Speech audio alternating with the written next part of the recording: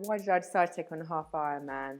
I'd done a lot of different challenges before, including running London Marathon a couple of times, and I just needed a new focus, something that was a real challenge, something that I got a holiday out of because it's in Mallorca, and also got a medal at the end of it.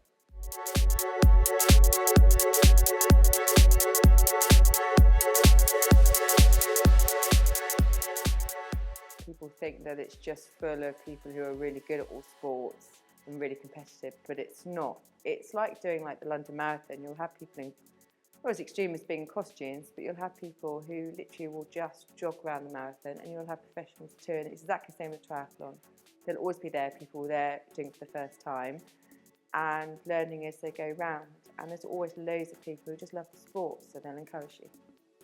Multi-sport athletes are a different breed. I mean, they do a lot of work due to the fact they've got to work on three different, well, for a triathlete, for instance, they've got to work on three different sports.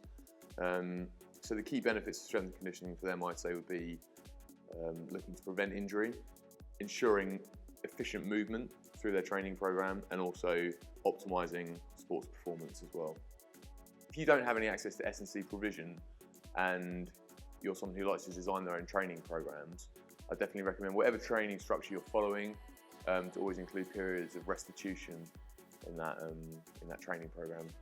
What's my target time for half marathon?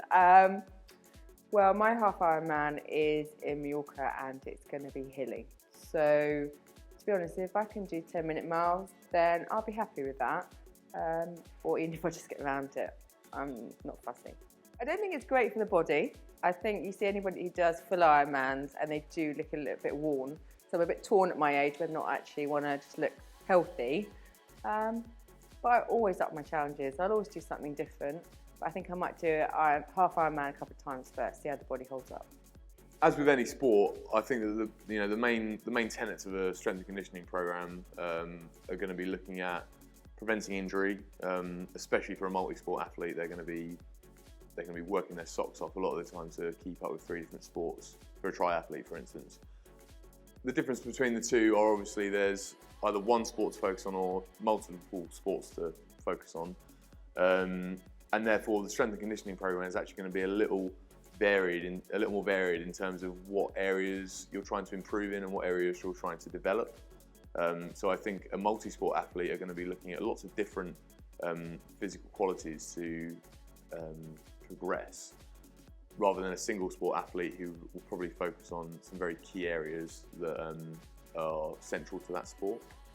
How do I juggle sport and family life? To be honest, my life is pretty hectic and my kids are pretty flexible. They're used to me doing sprints around the playground. They laugh at me a lot, sometimes they join in. They're good resistance training.